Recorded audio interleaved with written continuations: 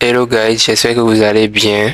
Bienvenue dans cette vidéo, une vidéo dans laquelle nous allons essayer d'exploiter la faille MS17-010 comme vous l'avez vu euh, dans sur le titre du moins. Alors, pour ceux qui ne le savent pas, Eternal Blue est une faille ciblant spécialement Windows euh, et le protocole SMB de Windows. SMB est un protocole qui permet le partage d'imprimantes ou de fichiers. Euh, Eternal Blues vise spécialement SMB V1. Alors pour pouvoir faire cela ou cette démonstration, nous allons utiliser deux machines virtuelles. Une machine virtuelle Windows 10 Pro et une machine virtuelle Kali Linux. Vous pouvez voir l'adresse de Windows. Donc, sans plus tarder, oui, sans plus tarder, nous allons lancer Nmap sur l'adresse -v-sv pour voir les différents ports ouverts sur notre réseau ou sur notre machine Windows. Cela va énumérer les différents ports. Nous pouvons déjà voir le résultat et tout. Nous avons le port, trois ports ouverts, dont des ports TCP, et nous avons le port 445 qui est ouvert. SMB est sur le port 445. Donc, après avoir trouvé que le port 445 est ouvert, nous avons aussi des informations sur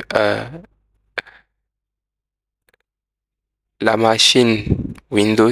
Nous avons le nom de la machine, lequel, sur quoi il tourne. Il est on tourne sur VirtualBox. Donc, Nmap nous permet de détecter tout ça. Nous allons lancer maintenant le second Nmap avec script vuln pour voir si notre machine est vulnérable à Eternal Blue. Nous avons précisé le port 445 puisque c'est le port qu'on vise. Alors le résultat nous montre, ça nous reprécise les premières infos et maintenant ça nous montre que notre port 445 est vraiment vulnérable à la faille MS17-10 Eternal Blue. Ça nous spécifie le CVE, la date et des liens pour pouvoir avoir des informations sur cette faille. Cela essaie de vérifier d'autres vulnérabilités, mais il n'a pas pu. Donc, après avoir découvert cette faille, nous allons maintenant utiliser AutoBlue. Euh, AutoBlue c'est un outil où, en quelque sorte, un ensemble de codes de Python et de Metasploit qui permet de pouvoir exploiter la faille Eternal Blue. Metasploit permet également de le faire, mais nous allons utiliser spécialement AutoBlue. Nous allons d'abord aller sur le dépôt GitHub et récupérer le projet comme vous le voyez. Ça donne des informations d'abord sur ce que ça fait. Nous allons récupérer le projet en faisant git clone le lien. Moi, je l'ai déjà récupéré, donc il n'y a plus. Je vais maintenant rentrer directement dans le fichier et tout. On fait un ls. Après avoir fait un ls, nous pouvons voir les différents fichiers dedans. Nous pouvons aussi retourner sur le dépôt GitHub et voir les différents requirements, les différentes systèmes ou protocoles qui sont requis pour pouvoir lancer AutoBlue.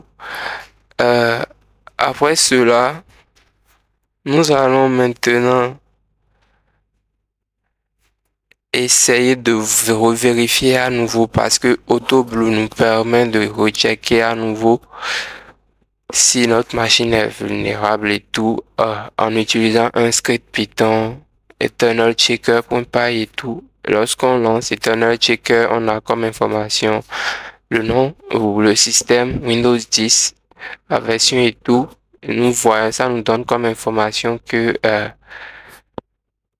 il n'y a pas de mise à jour à propos de cette vulnérabilité.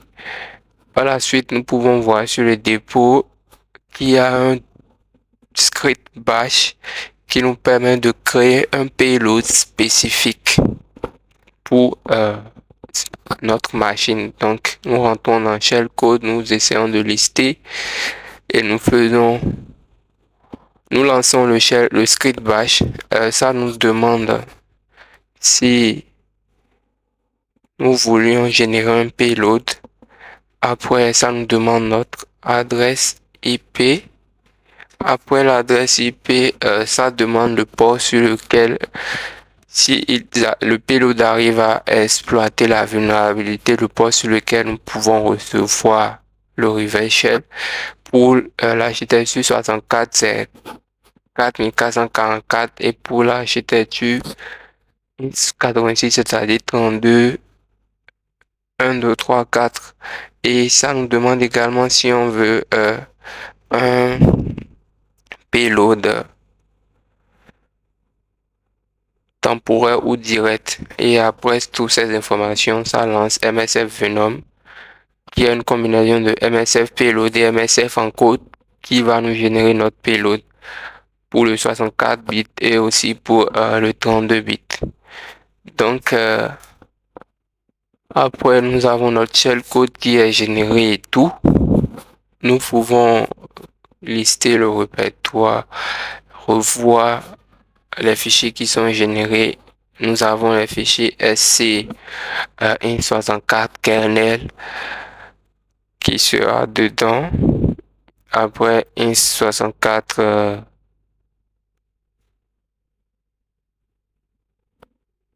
bin int86 aussi, SC MSF également.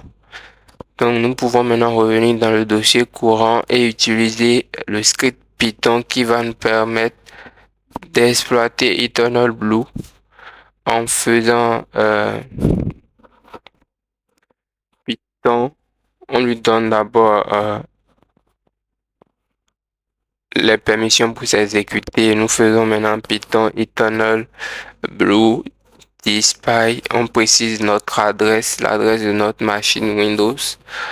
Et nous lui donnons le chemin pour aller vers le payload. Nous allons utiliser SC int64 bin.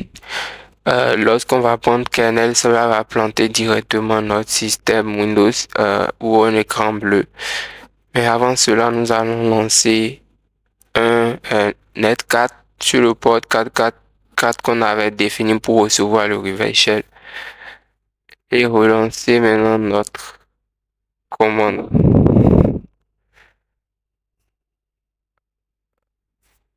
Alors, après avoir lancé, nous voyons qu'il y a une erreur. Le payload qu'on a construit nous génère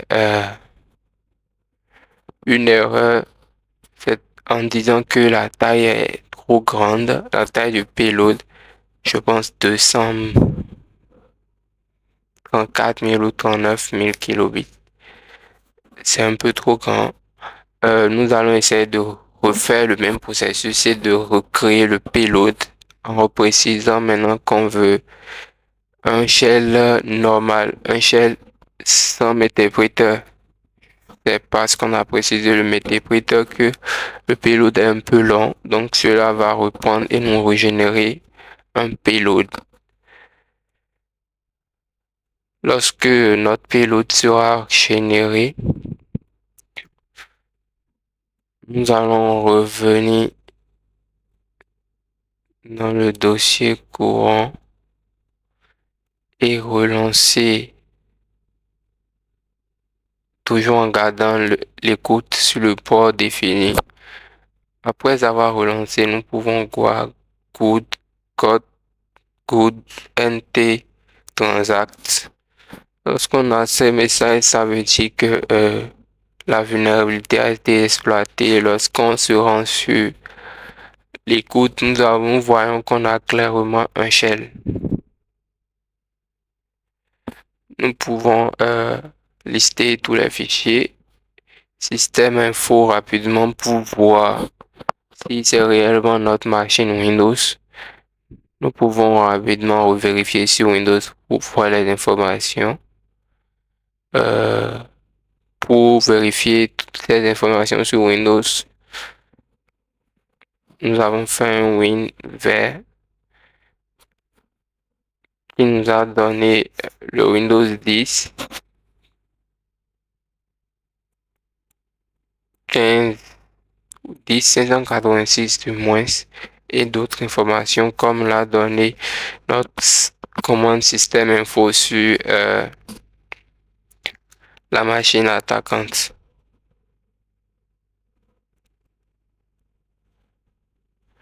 Donc nous pouvons voir les informations.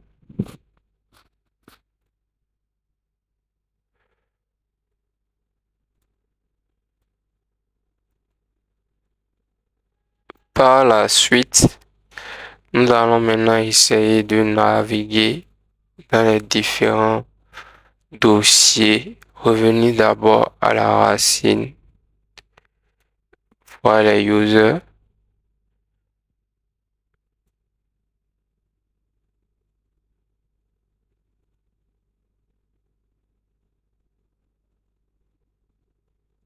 Et également essayer de voir les fichiers qui sont sur l'ordinateur. Notre user sur Windows s'appelle Ambroise. Donc nous allons essayer de le chercher et de rentrer dedans et voir les documents qui sont dedans comme on a créé auparavant.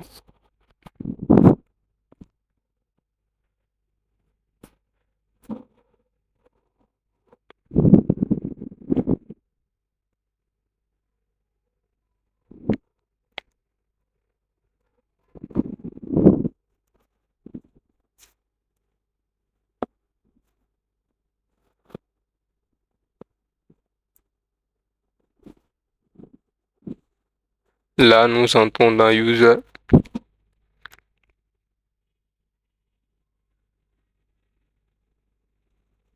Nous avons les documents et tout. Ce dossier qui est présent sur Windows, dans lequel nous avions un fichier txt cv. Et maintenant, après avoir vu la vulnérabilité et exploité cette vulnérabilité, nous allons y aller un peu plus loin en essayant de récupérer un ransomware sur GitHub et en essayant de le faire passer depuis notre machine Kali attaquante vers la machine Windows et l'exécuter. Nous voyons quand même la facilité avec laquelle cette faille est exploitée et tout.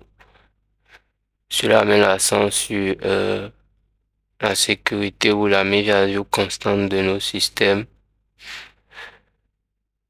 Nous allons récupérer le code du ransomware sur ce dépôt en ligne. Nous avons parcouru un peu le dépôt pour pouvoir trouver. Spécialement, nous voulions utiliser WannaCry et nous l'avons recherché et trouvé. Après avoir trouvé WannaCry, nous avons téléchargé son fichier zip. Le fichier zip avait un mot de passe lors de l'extraction.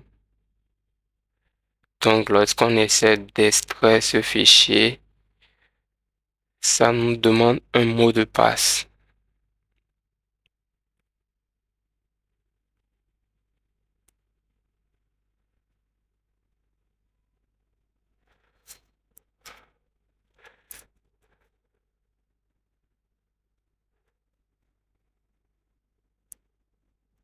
Extrait.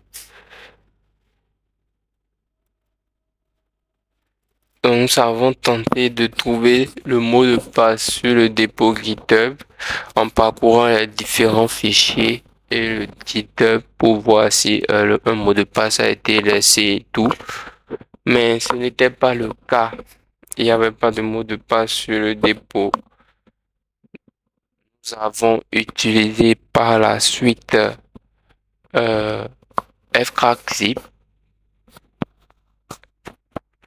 qui est un outil de crack qui permet de trouver des mots de passe sur des fichiers zippés. Donc fcrackzip nous a permis de récupérer le mot de passe qui était infected, si vous comprenez, infecté, et cela nous a permis maintenant de dézipper notre ransomware.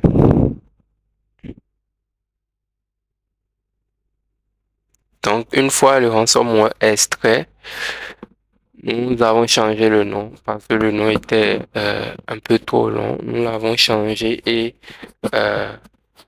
essayé maintenant de le télécharger sur la machine Windows avec PowerShell.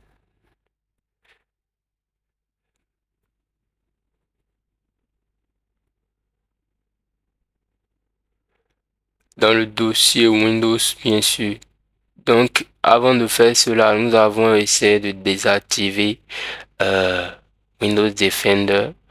Cela montre encore à quel point cette vulnérabilité est critique si elle peut désactiver notre défense à distance. Nous avons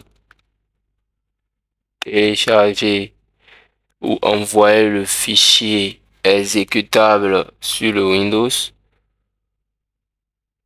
ce qui a été bloqué en un premier temps, mais après ça a pris quand nous avions désactivé PowerShell. Et après, nous l'avons lancé en faisant wana.exec.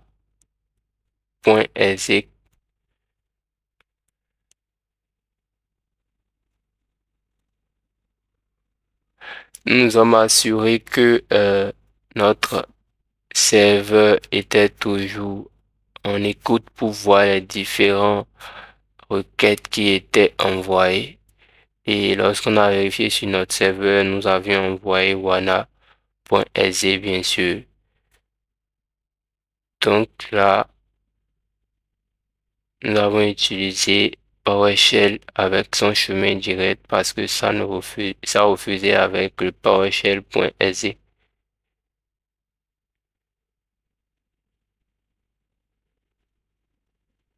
Donc nous pouvons voir là au niveau de notre serveur que le fichier wana.exe a été réellement envoyé sur la machine Windows. Nous allons maintenant vérifier sur le Windows que cela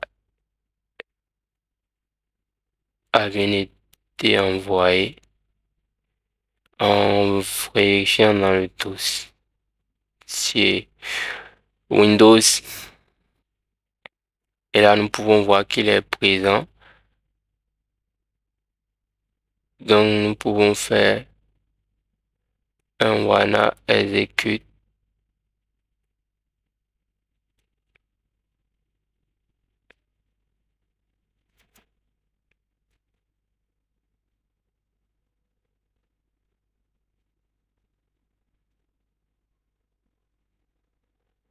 Donc, nous voyons sur Windows que wana était bien présent et tout.